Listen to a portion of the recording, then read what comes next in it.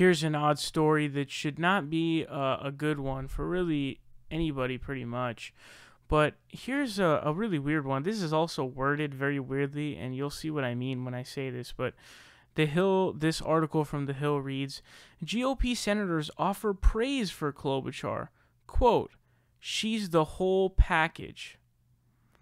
That's not, for the young people out there who kind of know what that means, that may not be the best wording for that. That may be something you use when you're trying to smash. But here's what The Hill says. It says, newly minted 2020 presidential candidate Amy Klobuchar is winning praise from Republican senators, with several describing her as respectful and responsible and calling attention to her willingness to compromise.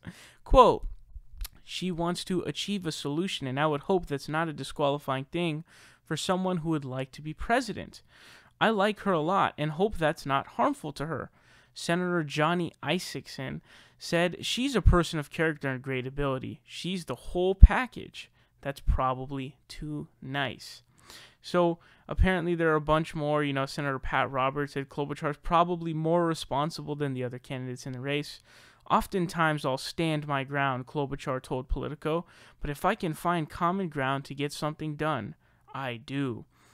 And this is not a good story if you're a Klobuchar supporter. If you support Klobuchar, that's not a good story for you, dude. First of all, if the Republicans who act in a very dishonest manner, who are not honest, rational actors, and who are maniacs, essentially, if they are praising you, that is an issue, dude. Like, why are they praising you? Why would Republicans want to praise you?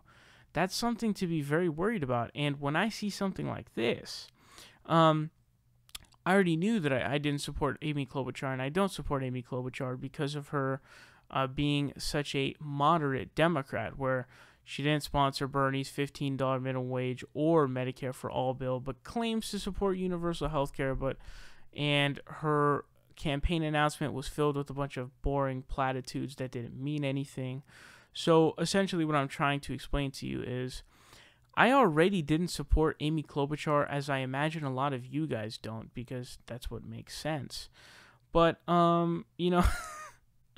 this is not a good look if you're an Amy Klobuchar supporter. The second thing is, somebody who's willing to compromise is not the person you want as president of the United States, because obviously if you go in willing to compromise, you are going to come out winning nothing, because if you start the discussion at the middle ground, you are fucked, because instead of starting at the furthest position and then maybe compromising on something in the middle between their position and your furthest position, you are then going to compromise between your compromise and their position, which is much further to the right than is the real position of a lefty.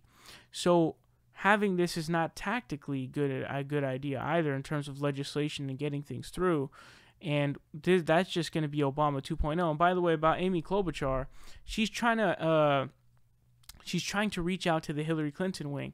She just went on one of the shows. I forgot which one it was, maybe CNN or MSNBC, and she was like, we need to make sure that what happened to Hillary Clinton doesn't happen again. So she's clearly trying to reach out to those voters. She's trying to try to get them to support her, try to brand herself in a way that's sort of like, I am the next Hillary Clinton. I'm going to be the one to, what's the word I'm looking for?